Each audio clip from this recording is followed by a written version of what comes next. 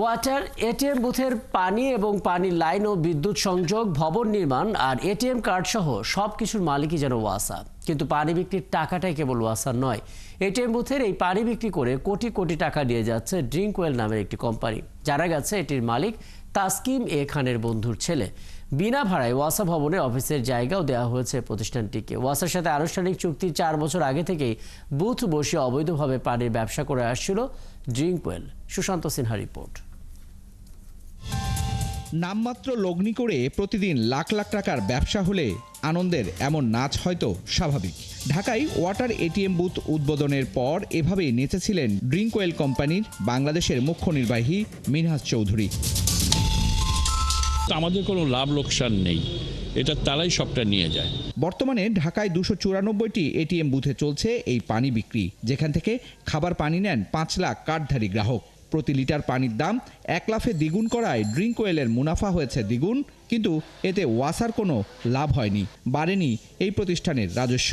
ওখানেও বিল দেয়, এখানেও বিল কিনে নিতে হয়, দুখানে খরচ আছে আমাদের। 40-45 পয়সা লিটার নিত, এখন তো 70 পয়সা লিটার। সারাদিনে 500 জন পানি কালেক্ট করেন।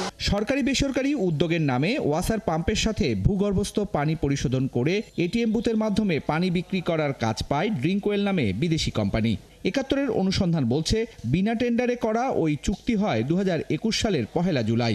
অথচ চুক্তির 4 বছর আগে অর্থাৎ 2017 সাল থেকেই এটিএম বুথে পানির ব্যবসা করে আসছে ড্রিঙ্কওয়েল। ভূগর্ভে পানিতে কোনো আপনার থাকে না, কোনো জীবাণু থাকে না। আর ভূগর্ভে তো নিজেরই ওখানে একটা কি বলে মিনারেল যা কিছু কন্টেন্ট সেখানে কিন্তু আছে।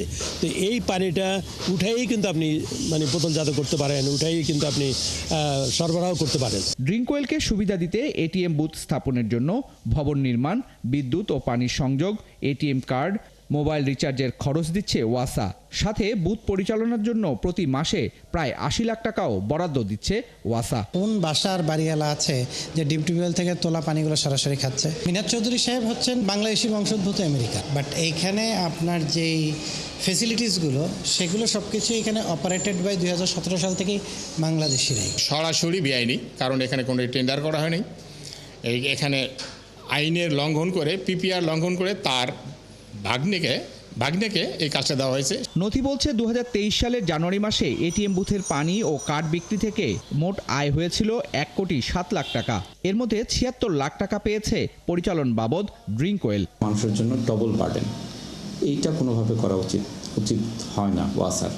ওয়াসা একটা প্রতিষ্ঠান থাকবে, সেই প্রতিষ্ঠানে আমাদের পানি দিবে।